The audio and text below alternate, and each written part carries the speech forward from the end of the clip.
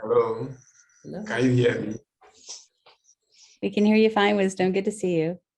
Yes, good to see you. It's been a long time. Yeah. Long time. Yes.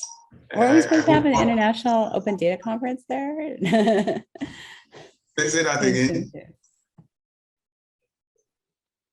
Hello, I didn't hear what you said. Oh, I was saying I'm looking forward to the long delayed International Open Data Conference. Oh, okay. Yeah. Yes. Sure. So I'm fine, and Ghana is fine. We are managing, and I'm happy to be here after a long time. I think after the Africa Open Data, I haven't had any that serious engagement with you people, and I think we have to pick it up and see what we can do again moving forward, because I keep getting a lot of calls from all parts of Africa, and to see what we can do to help with regards to open data and community network and all that. Yeah, so I'm happy to be here. So, Catherine, can I just go ahead about the IGF? You're welcome. You're welcome. Okay. Please. I was expecting to see quite a number of people, but it looks Yeah, like I'm we're not just. sure. I think that it might be a technical issue on our side with with some of the registration, but what we'll do is we'll record your presentation, and maybe we can just share a kind of brief recording of these are the updates for IGF for people to learn all about. I think what happened is myself, I thought it was a direct link to the call. So myself, I tried to access the Zoom link, and then it asks me to kind of register. So when you register, it gives you the actual link to the Zoom. Yes. So I'll just talk briefly about IGF. And I'll start from global, and then I'll boil it down to Africa, and then what we are doing with regards to the Internet Governance Forum.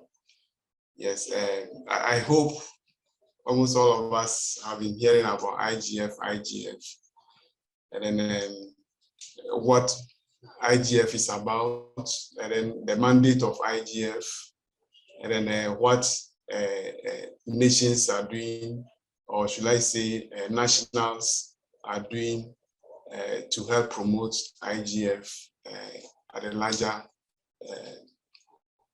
So the Internet Governance Forum itself serves to bring people together from various stakeholder groups to discuss about internet issues, anything that got to do with internet. I mean, that is where we discuss all those issues. And then the stakeholders that you normally see in IGF are normal users of the internet. And when you come there, you see the technical community. We have people who are more technical, who also contribute to the health of the internet, or who contribute one way or the other to the security of the internet. And then we also have the human right aspect of it. So when you come, you see those stakeholders there. And when you come to IGF, you also see data, those that like open data and all that. You also see those stakeholders there. And then you should also see civil societies. And then it's like almost everyone, when you come to IGF, you see them there. And then what we do is we bring our various issues together, and then we discuss it. And then some of this, or most of these discussions, when it's being finalized in the report form, is submitted to the UN General Assembly for further discussion. And sometimes you see them adopting some of the discussions that some of the policies that we discuss. You see the General Assembly adopting it. and making it a working document for nations to use. So basically, that is all about IGF. And then IGF is bottom up. We don't have anything like top down at IGF. Everything is bottom up, and it's 100% multi-stakeholder. Now the IGF itself came out from the WHOIS agenda, or should I say the Tunis agenda, and then and out of that agenda, the Tunis agenda, on paragraph I think 72 or so, spells out the mandate for the Internet Governance Forum. And then this mandate that you see at a global level is the same mandate that is being reflected to the regional IGF. If I say regional IGF, let's say Africa, for example, is a region. So we consider that as one region. And then within Africa itself, we have the blocks, which is the sub-regions. We have West Africa, the East Africa, South Africa, and the rest. So all these groupings also have their IGFs. And then it's also boiled down to national IGF. So after the global, you come to the region, and then you go to the sub-region, and then you go to national. So that is how the process, all the IGF process is about. And then the mandate is just to discuss public issues related to key elements of the internet governance, and also to facilitate a kind of a discourse between bodies, organizations dealing with different cross-cutting public policies. And you also have one of the mandates is interface with appropriate intergovernmental organizations and other institutions on matters under their purview. So all this are some of the mandates that help IGF facilitate its discussions. And then when you look at the way IGF is organized, any country can just apply to host the IGF at a global level. And then the same procedure has been kind of relayed down to the regional level. So let's take Africa, for example. When we want to also organize our IGFs, it's more open to any country who think they can host an IGF. And then the procedure is there. So when anyone comes, so all those information is made available, and then at the IGF level, or I'll say the African Union level, then they decide who has that capability or who has more of that leverage to host it, and then it gets hosted. So apart from that, there are a lot of issues that when you come to IGF are being discussed. And normally some of these issues, what we do is there is a process that we go through, and by opening up a process for the public or anybody who think he or she can maybe submit a proposal to kind of host a workshop or a high-level session, or whichever session or whichever name session that you have. You just have to apply through a call, and then a team will sit down to do all those selections. And then once you are selected, you are contacted, and then you start a preparation to organize a workshop within IGF. So basically, this is what normally goes on. But then the IGF itself has a multi-stakeholder advisory group. At the global level, we call it the UN MAG, UN IGF MAG. Then at the African level, we call it the AF IGF MAG. And then when you come to West Africa, we call it the WA IGF MAG. And then the East Africa also have the way they name their MAG. So this is the group that normally leads the continent in the preparation of the event, the selection of workshop, and then also the mobilization of the public for the main IGF. And then this process mostly is open. It's an open process. When it's put that anybody who is interested can as well apply to become a member of the MAG, and then go through the process to host an IGF.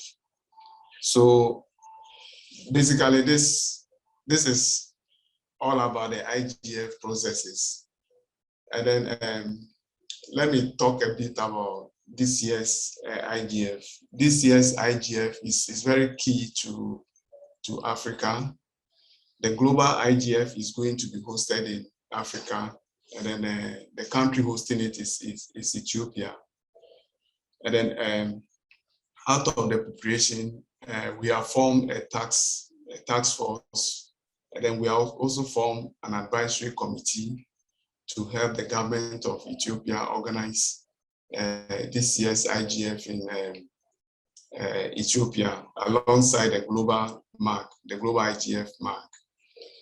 Now, coming to Africa IGF, the normal times that we organize Africa IGF is around September. That is when normal Africa IGF is being organized. But then we have a peculiar case this year. Last December, I attended one of the UN ECA meeting in Djibouti.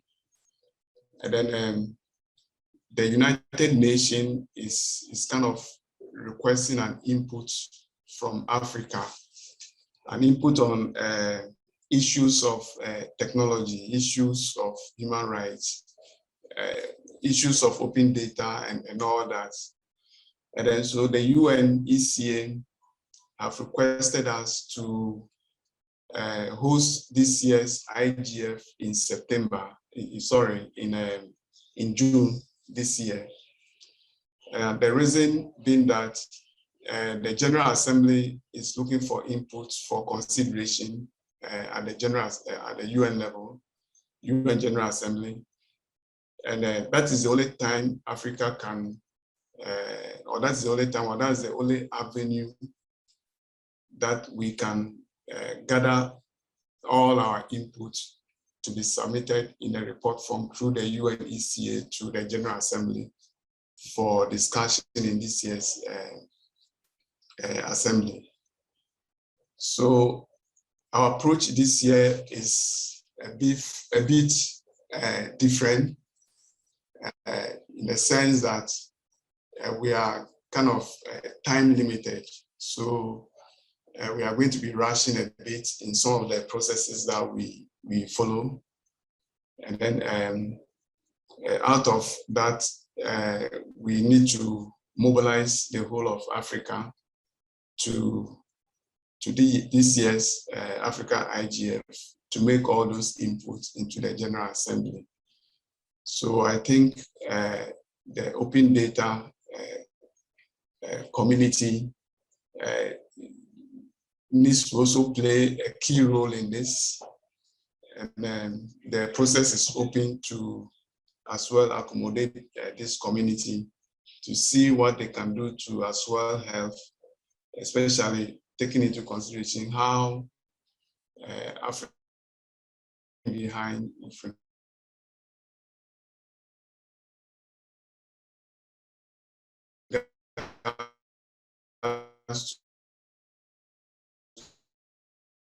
to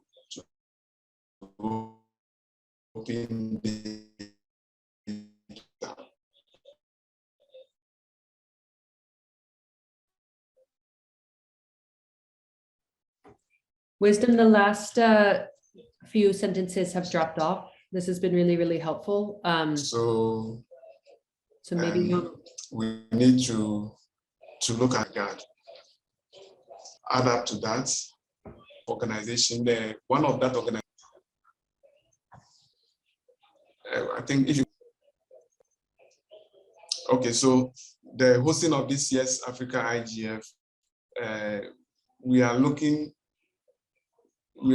to include everyone, including the open data community.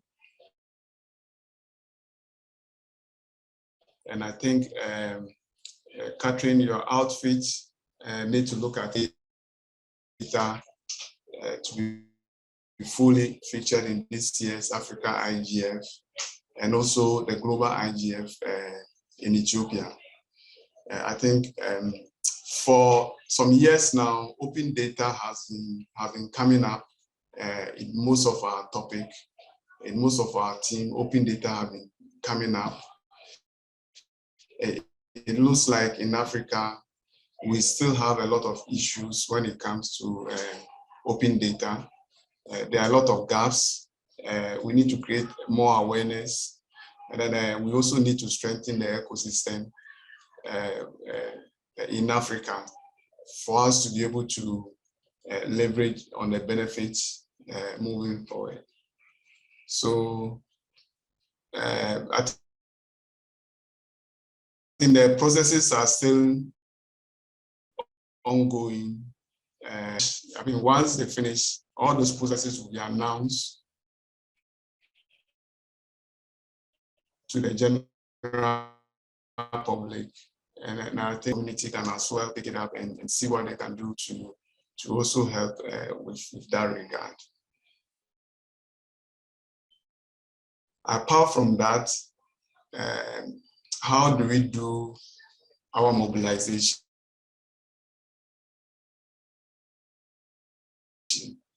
Now, I remember in 2000, even at the global level, and then even at the regional and national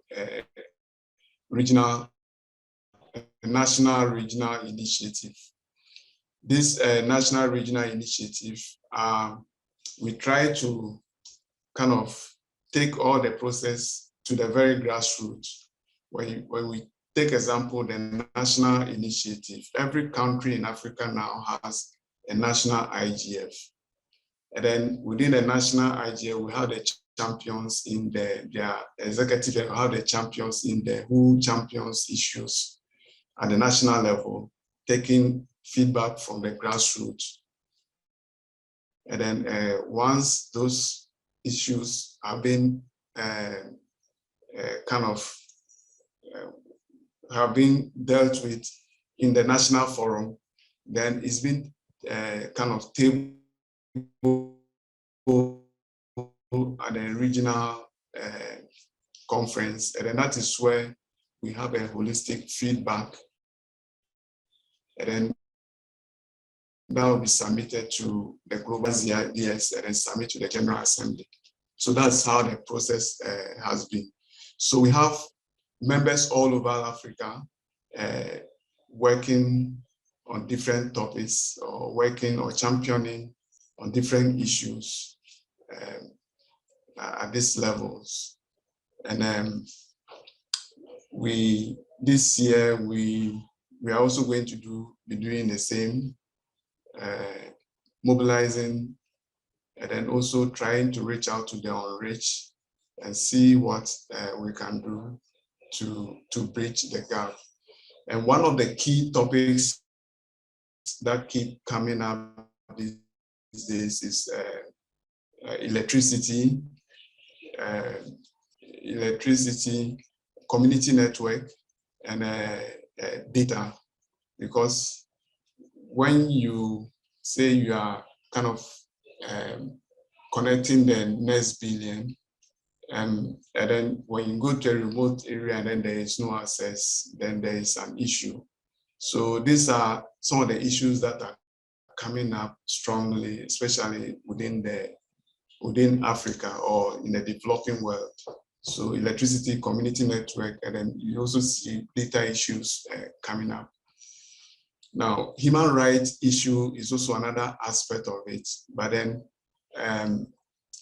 most of the concerns that are coming up is that people don't even have the internet or the network to connect to, especially those are the rural communities.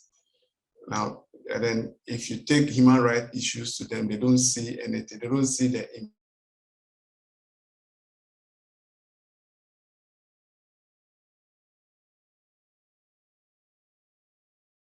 impact. So this group will be able to access the internet then. So these are the trend. And then another aspect of it is spectrum allocation. We are also realizing that when example in Africa, where we have the big telcos, they are kind of holding the spectrum, and then they are not trying to kind of allocate any of those spectrum to the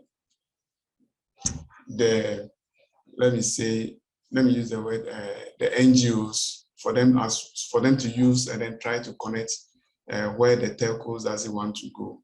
All because the telcos, I think they have done their profit analysis and all that. And areas that they think will not benefit them, they don't go. And then they are the same for the unconnected to be connected. Other countries, the spectrum allocation is fair. Anybody or any organization can just request or apply and then we'll get. But when you come to Africa, it's not like that. You have a situation where you see MTN, Vodafone, and all the big telcos kind of controlling the spectrum. And then sometimes they pay big monies to regulators, and then the regulators also tend to forget about the unconnected. So these are issues that we've been discussing. Last December, it was strongly discussed at the UNICA meeting in Djibouti. Another issue that is coming up is internet tax. You now see that our government are now finding, should I say, greener patches within the technology side.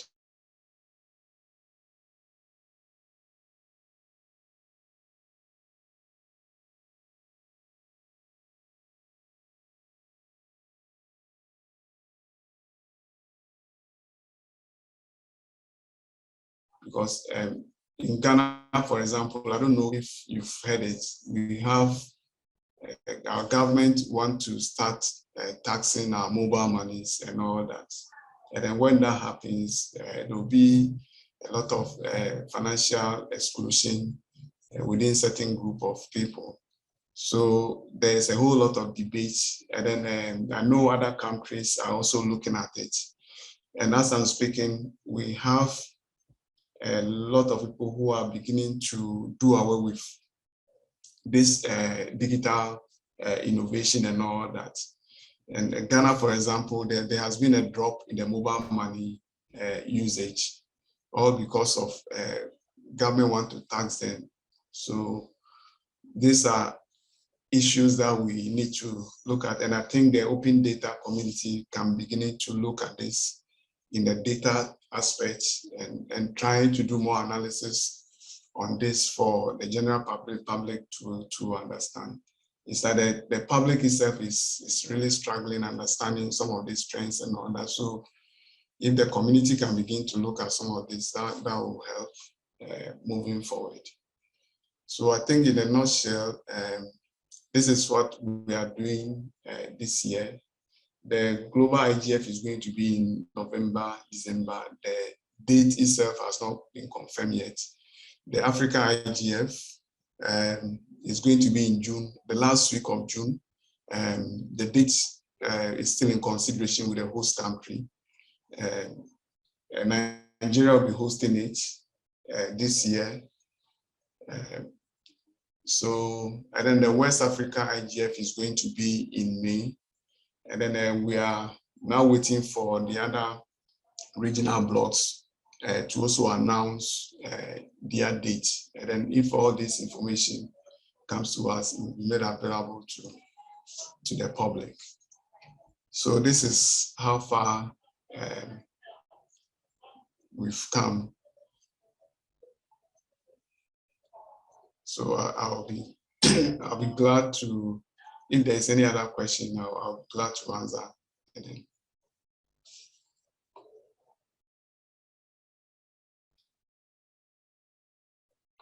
hello. We're here, Wisdom. Thank you so much.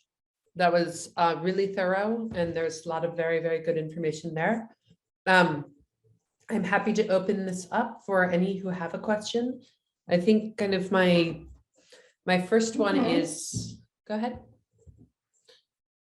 Sorry, my first one is then just, you know, when you started, you gave a sort of outline of a lot of processes for how people get involved. And I think the association with the IGF and with a lot of these forums is that it can seem almost difficult to get involved because in order to really have your voice heard, you have to attend lots of meetings and lots of working groups. You really, it's almost a full-time commitment just to make sure that there's representation. So I guess for people who are wanting to have a voice in this work,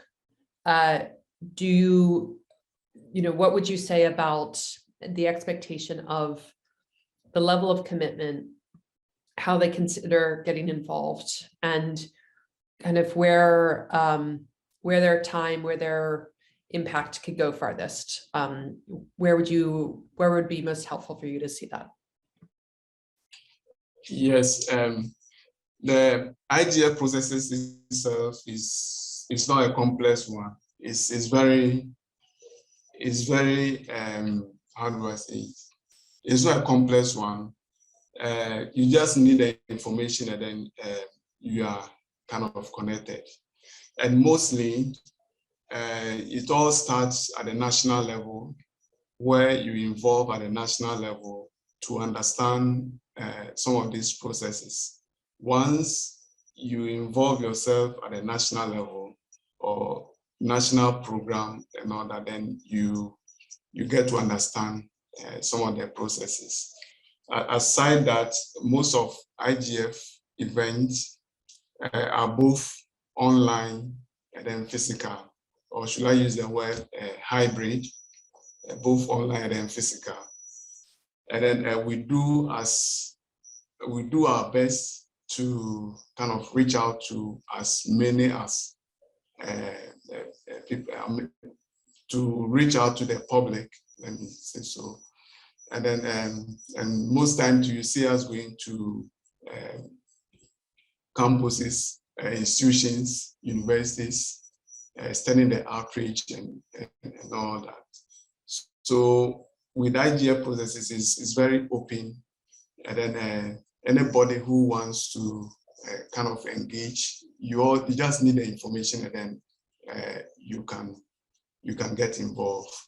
There is no restriction whatsoever. And we also have fellowship programs. And then when you have that information, and then you apply, sometimes you get fellowship program.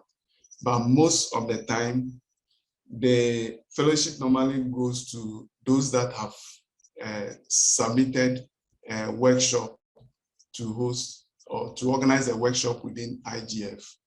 So when you are applying for such fellowship, they'll ask you if you submitted a workshop. If yes, then you should consider that you might get a fellowship, depending on how strong or what kind of problem your workshop seek to solve. And then also, let me talk about the youth IGF. We have also in the past few years come up with the youth IGF. So in all these processes, we have the youth aspect of it, where the youth also are doing their own things. and also try to govern themselves on the issues of internet and what have you. So the process itself is very open and free. There's no cost to it. Once you are selected, and if you have your own means, you can attend. And if you don't have means to attend, you just have to use the internet, and then you can as well connect it. And it's just the same as physical. I hope I answered you. Yeah, I think I understood very well the intention of being inclusive, and that there's been a lot of work on that front, and so I think that you've inspired some people to see how we could get involved. I think just very practically, Wisdom, and if it's something that you want to share afterward, is I mean, as those of us who've tried to attend an IGF know, I think the website, the kind of interface is really cumbersome. So if you go on the IGF site right now, I personally find it a little bit difficult to figure out, how do I find my national chapter? How do I get involved? So I think my request would just be, if you would like the open data community, the network across the continent to learn about this and how they can get involved, if you can maybe provide just some links or contacts so that they know, here's how to attend a meeting, here's how to submit a session, that would be really helpful. Can I ask you for that? Yes, okay, I think I forgot to mention, when you go to the global website, you see all the information there. When you come to the African IGF, there are one or two issues that we had within the African IGF. And then the first one was we started the IGF without any guidelines and all that. Not until 2015 that myself and then together with others came together to work on a charter for the African IGF. And then this charter that we started, we completed it around, I think, 2017. And then in 2017, it was adopted by the African Union. And then, so in 2018, so we had that first mark for the African IGF. And then they were supposed to work from 2019 and 2020, and then the COVID also came in. So COVID came in, and then I think some of the processes, should I say, some people went to sleep, and then thinking about COVID issues and all that. So we had a bit of gap there. So their term expires, and then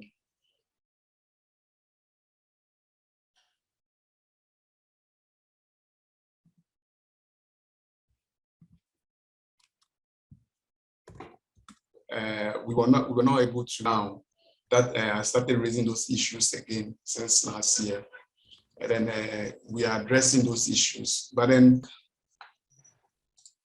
hello. Yeah, we're still here, Wisdom. I think what we're learning is that you're addressing some of the issues, but it's still hard to find. Yeah. So, for example, Jeffrey is saying, "Great, how do I connect with the Uganda IGF?" Yes, to connect to Uganda IGF, just look for their website. I think Uganda has an IGF website. Just look for it, and then you can connect with them, or you can reach out to me, and then I think we'll reach out to you because I'm not able to find it. So I think it's a good question. Just reach out to me. Yeah. Yes, and then the issue we had, even as at now, is that some African countries are still struggling to come up with their national IGF. Liberia, for example, I helped them with their national IGF last year. And then I have 3 other countries. I think Malawi also are in the process of finalizing theirs.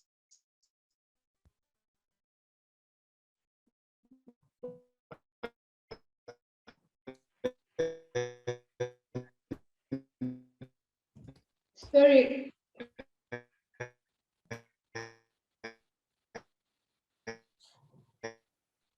Wisdom. Yeah, I'm gonna mute just Wisdom, your connection is breaking up.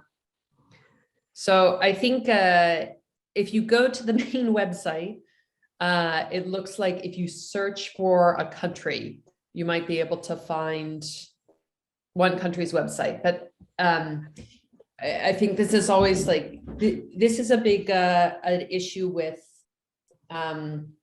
any kind of governance, especially when you have a lot of different kinds of organizations, is it can be really difficult to locate anything.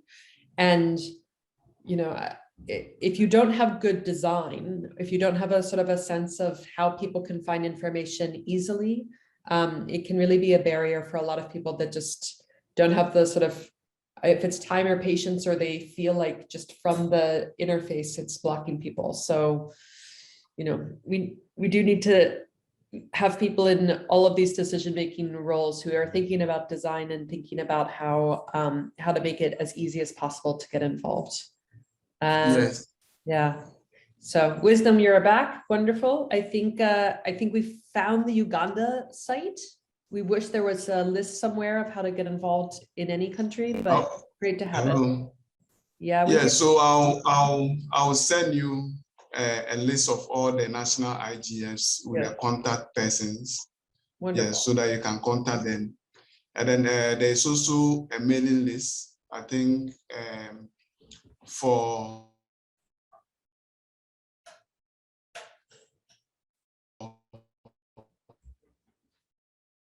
subscribe, and then you'll be getting all information on IGF issues. And then when you go to the Global IGF website, you should get information on all the IGFs that we have. Yes, that makes sense. Globally. And, yes. and Geoffrey has just written in the point, you see it on the chat, that it sounds like ISOC and IGF overlap quite often. Internet Society. Yes. Okay, so let me answer that. Yeah. Now, when you have when it comes to the Internet Society, and the Internet Society is also one of the stakeholders within the ecosystem. Internet Society also helps fund the IGF, the heavily fund IGF at a global level, and even at the African level, any country that requests for kind of support, you get support from them. That is why most often you see the Internet Society playing a critical role. And then the issue that we have is that most often we don't want these IGFs to be controlled by the government. We want it to be kind of open to all. So we think more of the civil society angle. And then that is where most time you see the Internet Society coming in, and then sometimes you see them stepping in for these communities. So when it comes to the internet resources itself, you know, Internet Society play a critical role. And then when you look at the internet, especially architecture, is the Internet Society. So they are the major key holder, stakeholder in this. So we normally work together hand in hand in solving the issues of internet governance in Africa. So that's why you see them coming in to assist one way or the other. But then the IGF process itself is on its own. The Internet Society is only supporting. And then sometimes when you're receiving funding, or when your IGF is not registered, then your funding goes through the Internet Society for the IGF program in that country. Hope I answered that. That was very helpful. I think we have just time for one more question, and then I'll try to save some room at the end just for the ODC summary for the year. But Winnie, you've had your hand raised for a while. Thank you so much. Thank you. I think I also wanted to encourage as many people, especially in Africa, for them to join the IGF, because some of everything overlaps like with the open data world. And I had the opportunity to do a course on IGF through the Kenyan chapter. And I didn't know that they existed, but I just found them on Twitter and I applied for a course, and it's rigorous. And also there's also the East African one, and each chapter has its own WhatsApp group. So once you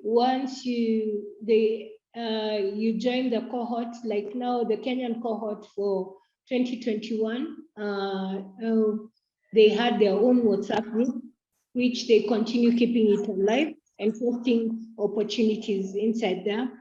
Then they will introduce you to the other chapters. So if you're East African, if you want information about East African IGF, then they can give you information and then you can join the chapter. They also have courses. So most of it is about, like what I've seen so far, my experience is that there's a lot of meetings, like you said, Pat, and also there's a lot of trainings that go on. Because I guess the conversations of internet, for the layman, like me as a journalist, it's not easy to understand, but once I go through a course, then I'm able to understand, oh, when you go for when somebody speaks in a meeting and they start flying the terminologies, then you understand what it means. So that's one place. Then Kategera, I guess you can, Jeffrey, you can join the East African one also and see how best, because I guess it's relatively new. Yes, maybe let me also add up. We also have the School of Internet Governance Forum.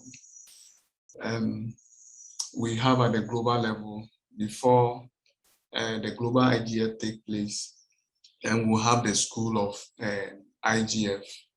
So in this school, anybody, any interested person can apply to get a kind of funding for the school, and then sometime to it's been done online. When it's online, then you get as many as people joining in. When you come to the regional level, we also have the School of Internet Governance, especially Africa. And then whenever we are going to have the Africa IGF, then we open up for a kind of call. Any person who is interested to learn about the internet can just come to the school and learn before the main IGF begins. So these are some of the processes that we added. So we have the Youth IGF, and then we have the Internet Governance School as part of it. And then I think with all this, we've really done well for the past few years. I think with regards to policies and then projects around Africa. Now, even there is a project that I'm currently involved in. We're now coming out with a kind of internet backpack. And then with that internet backpack, when you take it to one community, you should be able to connect about 250 devices. And then the whole backpack is about, I think, 15, in a radius of 15 miles. So that is what we are currently working on the modalities to see how some of this backpack can be made available to communities, especially the rural communities. And also anyone who wants to conduct any research in the remote areas and all that can have this backpack.